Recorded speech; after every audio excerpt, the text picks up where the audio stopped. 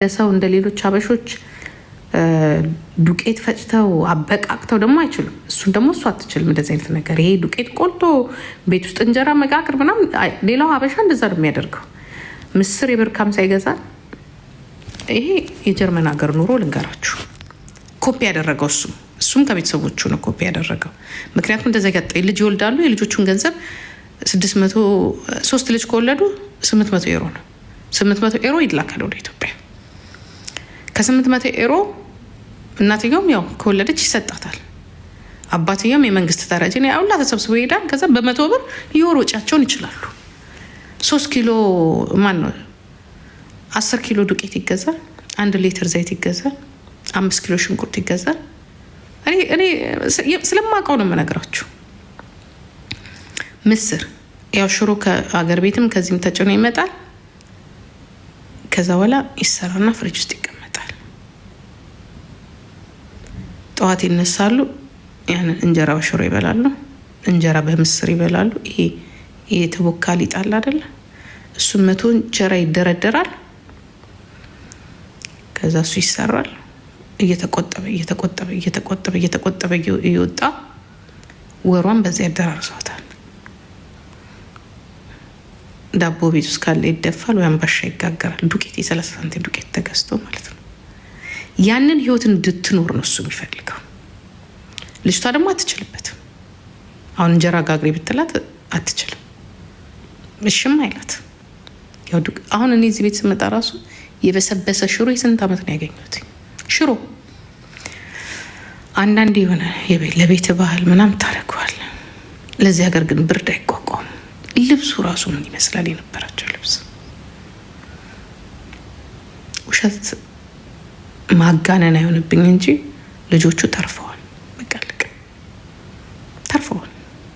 በቃ የውሸት ኑሮ የውሸት እንዳለ ገንዘቡ በሙሉ እንዳለ ትራንስፈር ሲደረግ የነበረው የት ነው? ኢትዮጵያ። አልተውም። ለምን ነው ሁላችሁም እንደዛ ነው የምትኖሩት?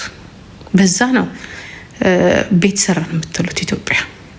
ታዲያ ከየት መጥቶ ነው በዚች በወር 2-3 ቪዲዮ በተለቀቀ ዩቱብ ገንዘብ ነው? በሱ ነው ቤት የሚሰራው።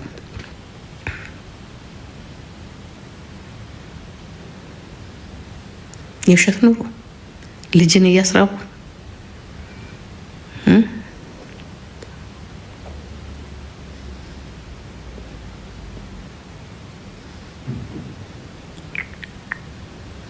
በቃ እኔ መኖር አለብኝ። እኔ እንደዚህ አይነት ኑሮ አልፈልግም። ያ እንደ ሰው መኖር አለብኝ። እዚህ ቤታቸውን ብታዩት በቃ ይሄ ሶፋ ይሞላዋል።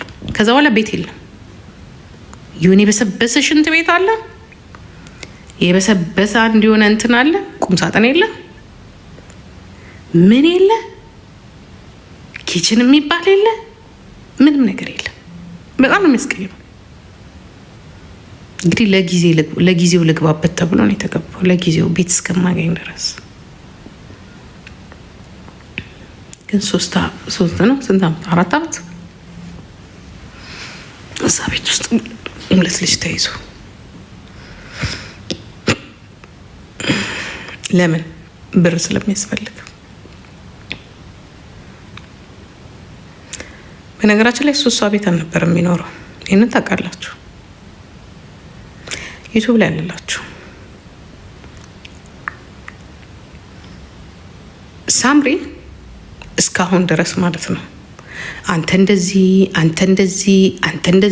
እንደዚህ ብላ አልተናገረችም።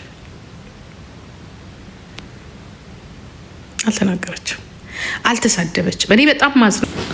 ሳምሪ እኮ ገመና አላወጣችም። በነገራችን ላይ በጣም የታዘብኩት ሰው አለ። ግን እኔ ዩቱብሽን አላስተዋውቅልሽም ወይንም አላስተዋውቅላችሁ ወይ ቲክቶካችሁ። ተሳድባለች እንዴ ሳምሪ? አንተ እንዲህ ነበር ብላለች እንዴ? አላለችም። ሳምሪ ያለችው ተበድያለሁ ነው ያለቻችሁ። ሬሷ ቢወጣ ኖሮ ነፍሲ ማር ጂጂ ኪያ በሶሻል ሚዲያ የምትታወቂው ልትሉኝ ነው? ተበድያለሁ፣ በደል እኔ ላይ ደርሷል ብላ ነው ያለችው። እኔ አሁን እዚህ ላይ የኔዎቹ የገባት ነገርኳቸው። እኔ ከሚገባው በላይ 99% ሴቱ ከኔ ጋር ነው ያለው። አንዳንድ ሰዎች አላችሁ፣ ትልልቅ ሰዎች ከእናንተም አልጠብቅም። ያ ሚዲያ ወንዱ ተዉት። ይሄ ለዩቱብ ምድረ ዱርዬ ቦዘኔ የዩቱብ ቦዘኔ እንጀራው ነው። አንገታችሁንም ቀንጥሶ እንትን ይላል። እነዚህ በጣም ከማከብራቸው ሰዎች ጋር የማያቸው የወረዳችሁብኝ ሴቶች አላችሁ። አንድ ነገር ልጠይቃችሁ፣ ነገ ይቆጭሻል። አውጥታችሁ አትናገሩ ጋይስ። እኛ ፈልገ ነው አይደል ማውጥተን የምንናገረው።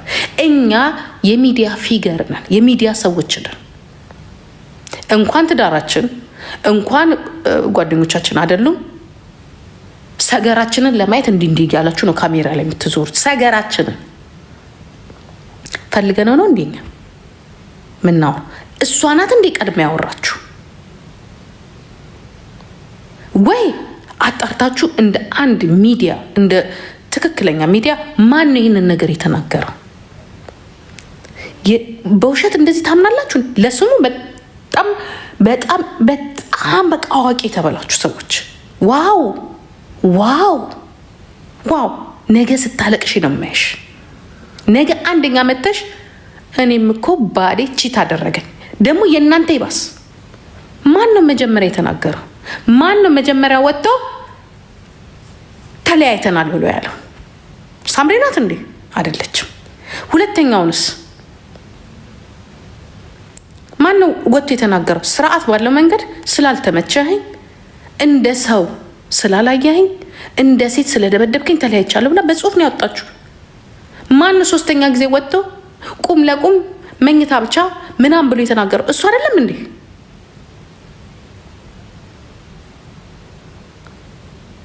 እሷ እኮ ከአንድ ወር ከሁለት ወር በኋላ እኮ ነው አንድ ቪዲዮ የለቀቀችው።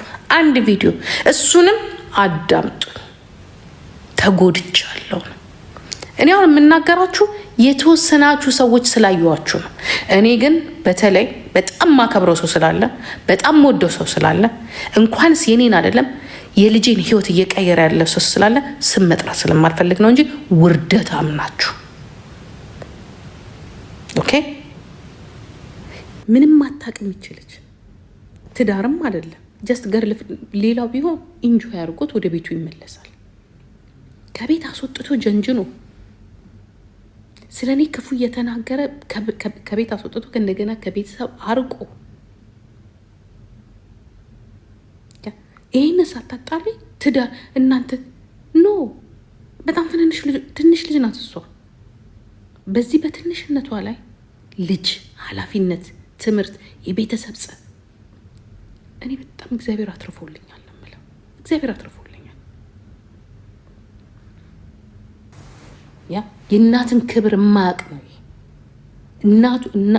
እናቱን ለማዳን የራሱን ልጆች የሚበትን ወንድ፣ እህቱን ለማዳን የራሱን ልጆች የሚበትን ወንድ በስባሳ ማይብ ነው። ይሄንን ከኔ ልጅ እኩል አድርገሽ እንድታወሪ አልፈቅድልህም።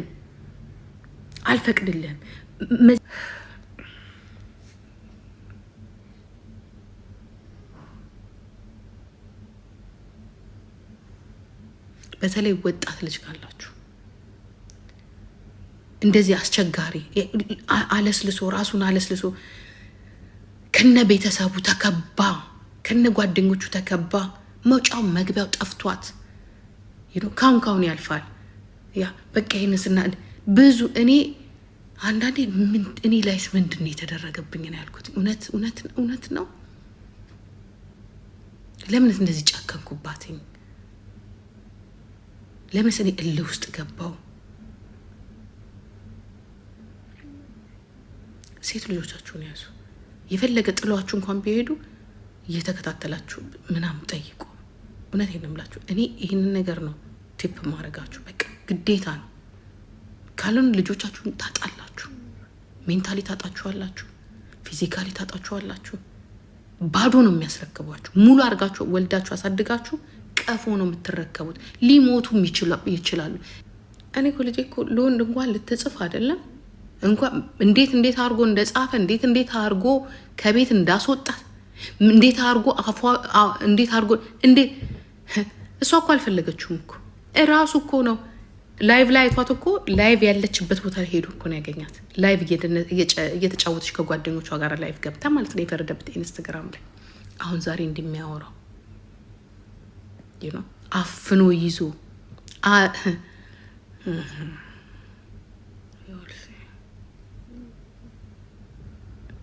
ኤኒዌይ ልጆቻችሁን ተጠንቀቁ።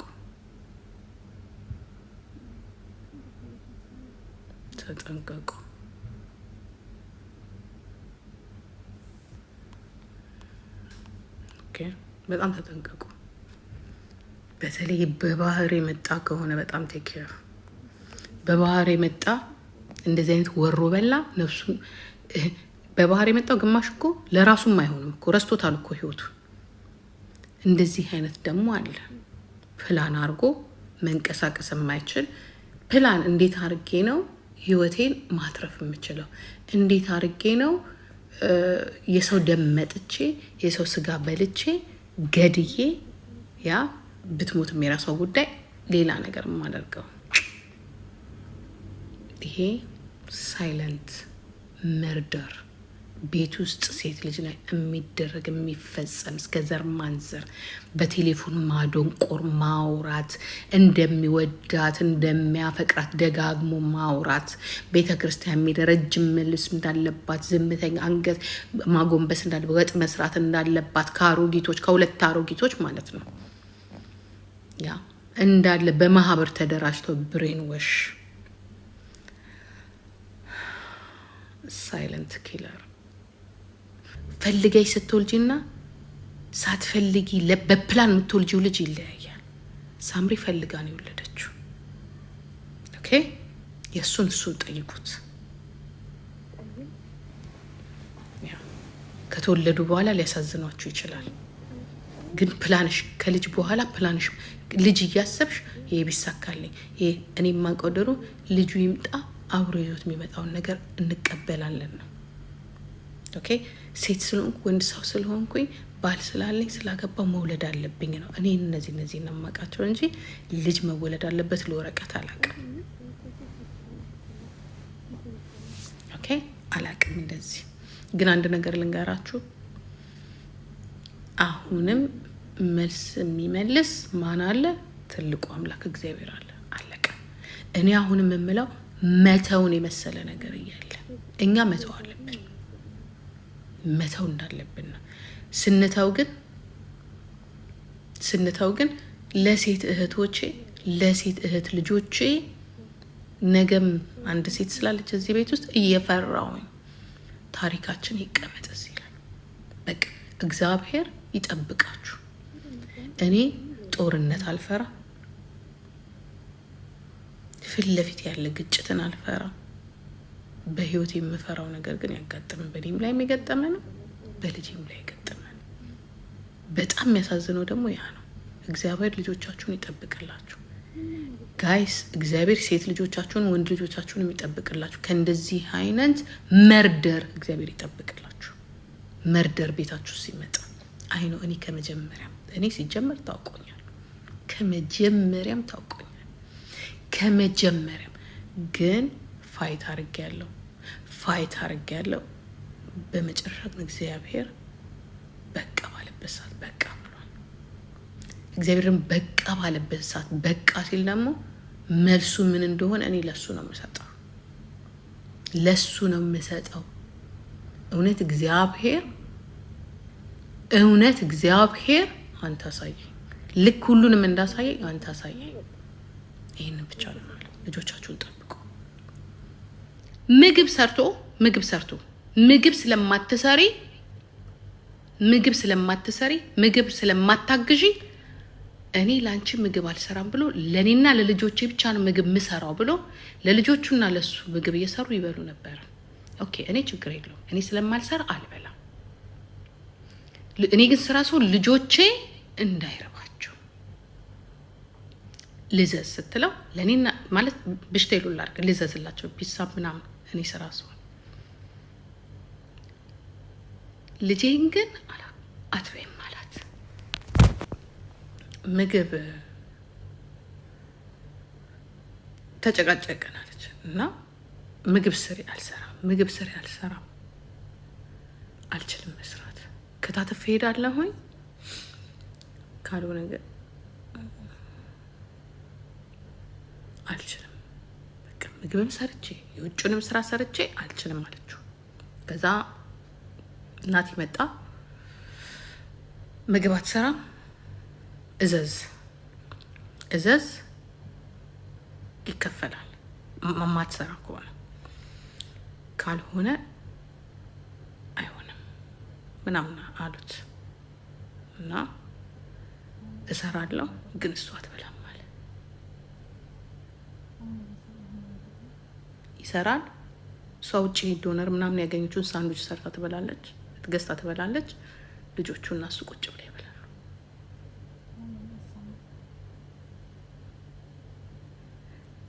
ይሄ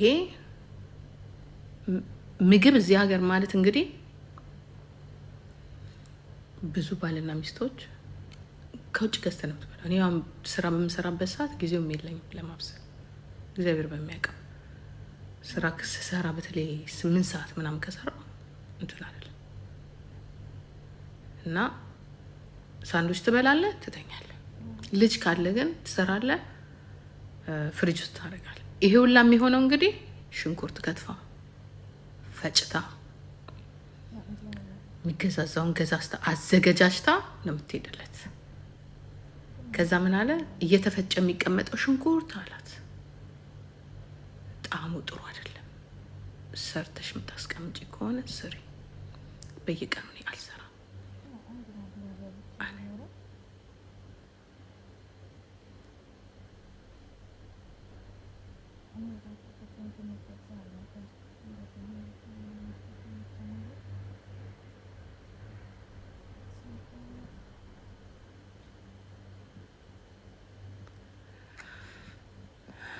ሺህ ጊዜ ብትጣላ ሀበሻ ተሰብስበህ ነው የምትበላው። አትሊስት ምግብ ላይ አትጨካከን።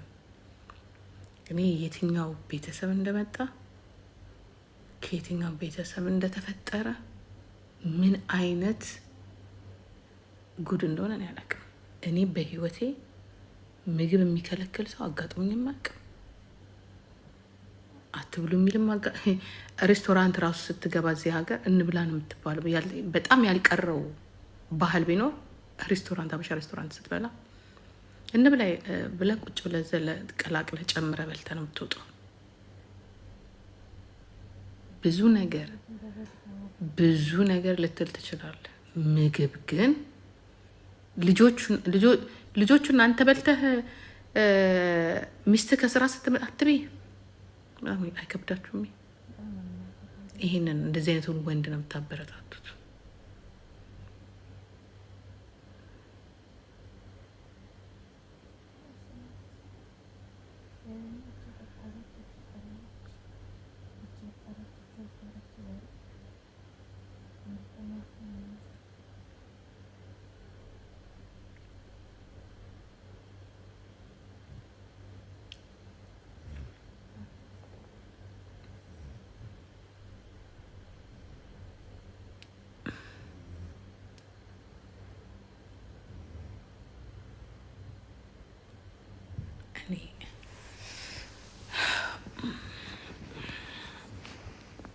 አውሩ እናንተ እና ባለቤቱ ቁስሉን ያውቃል።